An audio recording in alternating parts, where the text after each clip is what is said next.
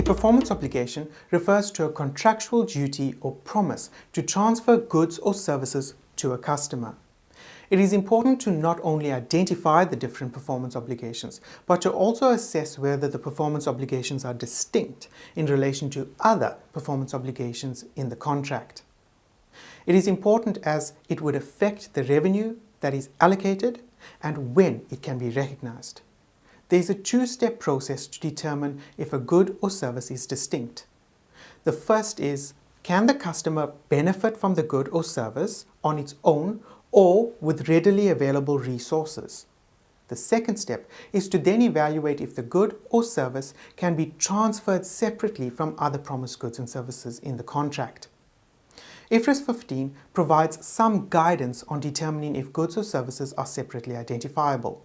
For example, goods and services that do not modify other goods and services in the contract and is not highly interrelated or dependent on other goods and services in the contract would be considered separately identifiable.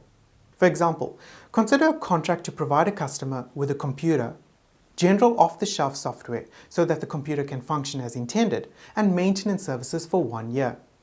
How many distinct performance obligations are there? Applying the first step, there would be 3 performance obligations, that is, the computer, the software, and the maintenance services. Each of these can be used by the customer on its own.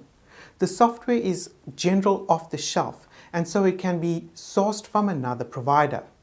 However, in terms of the second step, we would need to consider each performance obligation and whether it is distinct in relation to other promised goods and services in the contract. Having regard for this requirement, the computer and the software are not distinct from each other since they are highly interrelated and dependent on each other. That is, the computer and the software cannot be used on their own without the other.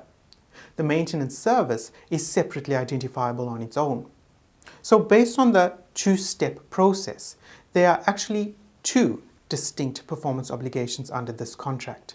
To recap, all distinct performance obligations must be identified, and there is a 2-step process to do this.